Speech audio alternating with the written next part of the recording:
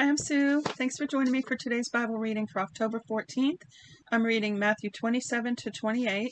And now I love Bible trivia. I've got a little bit of Bible trivia to tell you after I'm through reading. But for now, Matthew 27, verse 1 from the World English Bible. Now when morning had come, all the chief priests and the elders of the people took counsel against Jesus and put him to death. They bound him, led him away, and delivered him up to Pontius Pilate, the governor. Then Judas, who betrayed him, when he saw that Jesus was condemned, felt remorse, and brought back the 30 pieces of silver to the chief priests and elders, saying, I have sinned in that I have betrayed innocent blood. But they said, What is that to us? You see to it. He threw down the pieces of silver in the sanctuary and departed. Then he went away and hanged himself. Well, that sounds like Judas repented to me. So I know there's always been a discussion, did he go to hell or did he go to heaven? I guess we'll find out when we get there. So, because you have to also look back at what Jesus said about him in what we read a few days ago. So I don't know. I don't know the answer to that. Verse 6, the chief priests took the pieces of silver and said, It's not lawful to put them into the treasury, since it is the price of blood. They took counsel and bought the potter's field with them to bury strangers in. Therefore that field has been called the field of blood to this day.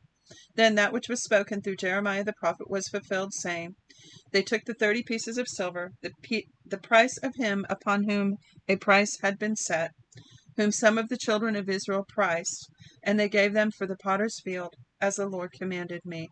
Zechariah 11 and Jeremiah 19 and 32. Excuse me. Verse 11. Now Jesus stood before the governor, and the governor asked him, saying, Are you the king of the Jews? When he was accused by the chief priests and elders, he answered nothing. Then Pilate said to him, Don't you hear how many things they testify against you? He gave him no answer, not even a word, so that the governor marveled greatly. Now at the feast the governor was accustomed to release to the multitude one prisoner whom they desired. They had then a notable prisoner called Barabbas. I have to be careful because I haven't read this version before, and I tend to want to automatically read in the versions I already know and put those words in there. So I have to slow down a little bit because this one's definitely a little more awkward, as I say, almost every time I've read it. Verse 17. When therefore they were gathered together, Pilate said to them, Who do you want me to release to you, Barabbas or Jesus, who is called Christ? For he knew that because of envy they had delivered him up. While he was sitting on the judgment seat, his wife sent to him, saying, Have nothing to do with that righteous man, for I have suffered many things today in a dream because of him. So here's Pilate's wife is prophetic. And now you know it was God's will for Christ to be delivered up, and yet the Lord warned her, right? So that, just thinking out loud here, so you know, their hands were clean of it. In that sense, right? And remember, Pilate goes, we'll see in a minute, he washes his hands of it. So these people had an understanding of cursed objects, or, you know, what these days we call karma, but that's not biblical, but we could say sowing and reaping. Because if you go back, even Judas, he didn't even want to hold on to that silver, right? Because he realized it was blood money. He didn't want anything to do with it. He understood it was a bad thing. And then here you have Pilate's wife saying, Look, don't touch that with a 10-foot pole, right? He's righteous. He shouldn't be hanged. So, or crucified, rather. So she warns Pilate. Verse 20, Now the chief priests and the elders persuaded the multitudes to ask for Barabbas and destroy Jesus. But the governor answered them, Which of the two do you want me to release to you? They said, Barabbas. Pilate said to them, What then shall I do to Jesus who is called Christ? They all said to him, Let him be crucified. But the governor said, Why? What evil has he done? But they cried out exceedingly, saying, Let him be crucified. So when Pilate saw that nothing was being gained, but rather that a disturbance was starting, he took water and washed his hands before the multitude, saying, I am innocent of the blood of this righteous person. You see to it. All the people answered, May his blood be on us and our children. Wow. Wow. That is a serious statement there. Verse 26, Then he released Barabbas to them, but Jesus he flogged and delivered to be crucified. Then the governor's soldiers took Jesus into the praetorium and gathered the whole garrison together against him. They stripped him and put a scarlet robe on him. They braided a crown of thorns and put it on his head, and a reed in his right hand, and they kneeled down before him and mocked him, saying, "Hail, King of the Jews." So, remember, Jesus took our sin. He's not unable to be touched by the feelings of our infirmities, the Bible says. He knows. He's been a man. He's experienced rejection and abuse. He understands. He gets it, right? And you can see that here. For anyone that's ever been bullied, they bullied him to the max. For anyone that's ever been ganged up on or felt intimidated, by powers around them that were more powerful than them and falsely accused. Well, here it is. Jesus did all this to free us from those things, to make way for us to be healed from them, to take away the eternal effects of those. I think I can say it that way. Hopefully you're following my line of thinking on that. So they spat on him and took the reed and struck him on the head. When they had mocked him, they took the robe off of him and put his clothes on him and led him away to crucify him. As they came out, they found a man of Cyrene, Simon by name, and they compelled him to go with them, that he might carry his cross. When they came to a place called Golgotha, that is to say, the place of a skull, they gave him sour wine to drink, mixed with gall. When he had tasted it, he would not drink. When they had crucified him, they divided his clothing among them, casting lots, and they sat and watched him there. They set up over his head the accusation against him written, "This is Jesus, the King of the Jews." Then there were 2 robbers crucified with him, one on his right hand and one on the left. Now, for new Bible readers and people that aren't real familiar with the Gospels, some of these stories are repeated in more than one gospel. So there are things that you can get probably online, but there are resources that you can find that will compare the stories side by side, so you can see some of the differences and added details. And this story is one of them. Okay, backing up slightly, verse 38. Then there were 2 robbers crucified with him, one on his right hand and one on his left. And one of the examples of that is that right above here where it said they put this accusation over him on the cross, in the other gospel, and I don't remember which one, they show Pilate writing that out. And they said, "No, don't write that." And he said, "I've written what I've written." And don't quote me on that. It's been a while since I read it. But that's another rendition of the story through the other author's memory. Another retelling of the story. So back to the guys on the crosses. Verse 38 again. Then there were 2 robbers crucified with him, one on his right and one on his left. Those who passed by blasphemed him, wagging their heads and saying, "You who destroy the temple and build it in 3 days, save yourself. If you are the Son of God, come down from the cross." See, they just didn't get it. But they did when he rose again, though, unless some of them probably still refused to believe. Verse 41. Likewise the chief priests, also mocking with the scribes, the Pharisees, and the elders, said, "He saved others, but he can't save himself. If he is the King of Israel, let him come down from the cross now, and we'll believe him." See, they're still trying to tell God how to do things. You know what I mean? Like, they can't get on board and understand what God is doing. They've got to say, well, if it happens my way, okay. They're just off base. They're out of sync with God. He trusts in God. Let God deliver him now, if he wants him. For he said, "I am the Son of God." The robbers also were crucified, and him cast on. Wow. The robbers also who were crucified with him cast on him the same reproach. Verse 45. Now from the 6th hour there was darkness over the land until the 9th hour. About the 9th hour Jesus cried with a loud voice, saying, "Eli, Eli, lama sabachthani."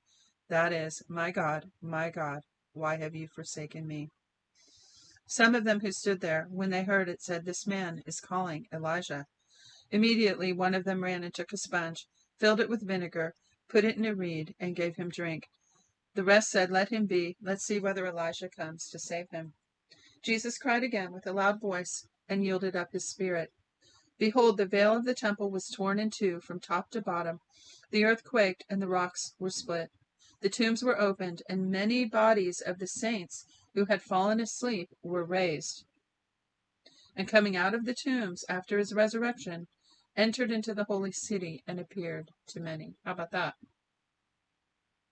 Now the centurion and those who were with him, watching Jesus, when they saw the earthquake and the things that were done, were terrified, saying, Truly this was the Son of God. Many women were there watching from afar, who had followed Jesus from Galilee, serving him. Among them were Mary Magdalene, Mary the mother of James and Joseph, and and the mother of the sons of Zebedee. When evening had come, a rich man from Arimathea named Joseph, who himself was also Jesus' disciple, came. This man went to Pilate and asked for Jesus' body. Then Pilate commanded the body to be given up. Joseph took the body and wrapped it in a clean linen cloth and laid it in his own tomb, which he had cut out in the rock. See, God had Pilate in the perfect spot to allow that body to be taken, and he had Joseph of Arimathea ready, right? The two wealthy and powerful people to help execute this plan. So Joseph took the body and wrapped it in a clean linen cloth, that's the shroud, right? And laid it in his own new tomb, which he had cut out in the rock. Then he rolled a large stone against the door of the tomb and departed. Mary Magdalene was there, and the other Mary sitting opposite the tomb. So that was the shroud, right? The shroud of Turin that they have. Unless they had another cloth too. I'm pretty sure that was it. So it was clean until he was wrapped in it, and then that resurrection power imprinted that negative picture on it. 62. Now on the next day, which was the day after the preparation day, the chief priests and the Pharisees were gathered together to Pilate, saying, Sir, we remember what that deceiver said while he was still alive. After 3 days I will rise again. Command therefore that the tomb be made secure until the third day, lest perhaps his disciples come at night and steal him away and tell the people he is risen from the dead, and the last deception will be worse than the first. Pilate said to them, You have a guard. Go, make it secure as you can. So they went with the guard and made the tomb secure, sealing the stone. Now after the Sabbath, as it began to dawn on the first day of the week, Mary Magdalene and the other Mary came to see the tomb. Behold, there was a great earthquake, for an angel of the Lord descended from the sky and came and rolled the stone from the door and sat on it.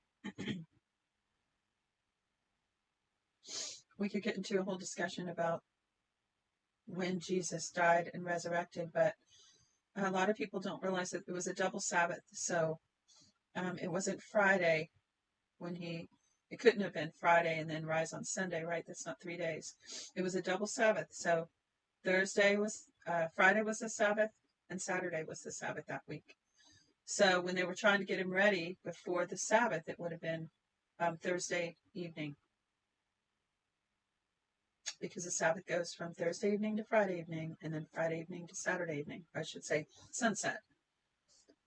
So if he died Thursday, he would have been there till Friday to Saturday to Sunday would be 3 days, right? I'm pretty sure that's correct. Where was I? That's what it says, after the Sabbath. So they came. There was an earthquake. The angel of the Lord descended from the sky and came and rolled away the stone from the door and sat on it. His appearance was like lightning, and his clothing white as snow. For fear of him, the guards shook and became like dead men. The angel answered the women, Don't be afraid, for I know that you seek Jesus, who has been crucified. He's not here, for he has risen, just like he said. Come, see the place where the Lord was lying. Go quickly and tell his disciples he is risen from the dead, and behold, he goes before you into Galilee. There you will see him. Behold, I have told you. See, and Jesus told them he would see him in Galilee. So, I didn't used to understand where all these places were, but the Galilee area is up around the Sea of Galilee, and then directly below that you have the Jordan that runs from the north to the south. I think it runs south to the Dead Sea. And and Jerusalem south of I have to look at the map which side of exactly where it's located by the Dead Sea and the Jordan, but it's down below the Galilee area. So Jesus started out his ministry up around the Sea of Galilee, traveled down to Jerusalem, and was crucified, and then here he is meeting them back in Galilee again. So there's a little tidbit. Verse 7, again, go quickly and tell his disciples he has risen from the dead, and behold, he goes before you into Galilee. There you will see him. Behold, I have told you. They departed quickly from the tomb with fear and great joy. There's that great joy again. I'm going to highlight that. They departed with fear and great joy. Can you imagine how thrilled they were? And ran to bring his disciples word. As they went to tell his disciples, behold, Jesus met them, saying, rejoice. They came and took hold of his feet and worshipped him. Then Jesus said to them, don't be afraid. Go tell my brothers that they should go into Galilee, and there they will see me. So, rejoice is right. This had been the battle of the ages. The enemy had tried to destroy Jesus all through the millennia, trying to prevent this moment. And Jesus won. He succeeded. He did it. He was not destroyed. God's plan outsmarted the enemy. And so, yeah, they were full of great joy. So verse 11, now, excuse me, while they were going, behold, some of the guards came into the city and told the chief priests all the things that had happened. When they were assembled with the elders and had taken counsel, they gave a large amount of silver to the soldiers, saying, say that his disciples came by night and stole him away while we slept. If this comes to the governor's ears, we will persuade him and make you free of worry. So they took the money and did as they were told. This saying was spread abroad among the Jews and continues until today. But the 11 disciples, so it's fake news, right? You may have heard me said that way back, I think it was 2009 range, the Lord told me truth must be spoken or else lies will fill the earth. And it just seems like there's always this preeminent lie trying to pervasive lie or lies in the earth, warring against the truth. And so even here they spread this lie and it went out among the people, and I'm sure they had people divided. Some believed Jesus was who he said, and some believed the fake news. Verse 16, but the 11 disciples went into Galilee to the mountain where Jesus had sent them. When they saw him, they bowed down to him, but some doubted. How are they going to doubt when, I don't get that. Verse 18, Jesus came to them and spoke to them, saying, all authority has been given to me in heaven and on earth. Go and make disciples of all nations, baptizing them in the name of the Father and the Son and the Holy Spirit, teaching them to observe all things that I commanded you. Behold, I am with you always, even to the end of the age. Amen. Wow, what a story. That's the end of the reading for today. And let me just tell you my little tidbit. Now, I have a file with Bible trivia. So I have some of this in there, but I got this specifically off of a little YouTube short. And I know this is in my notes, but this person just made it real simple. It's just an interesting trivia about the Bible, and that is that Psalm 118 is the middle chapter of the Bible. The chapter right before it, 117, is the shortest, and the chapter right after it is the longest. Let's look at the symmetry of the Bible. Before chapter 118, it's actually Psalm 118, there are 594 chapters, and after are 594 chapters, so the same amount, which makes sense. It's in the center, right? If you count the amount of chapters in the Bible minus Psalm 118, you get 1188. So the same numbers, right? Instead of 118, it's 1188, which, if you look at Psalm 118:8, it's the center verse in the Bible, and it says, it's better to trust in the Lord than to put confidence in man. So how interesting is that? I'll say that one more time. Psalm 118 is the middle chapter. The one before it is the shortest. The one after it is the longest psalm in the Bible.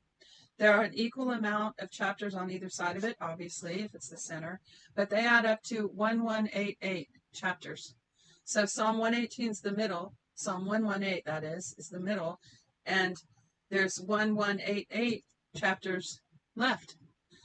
And then the very center verse of that center chapter is 118.8, or 118 verse 8, which says, it's better to trust in the Lord than to put your confidence in man. How about that? I just love that.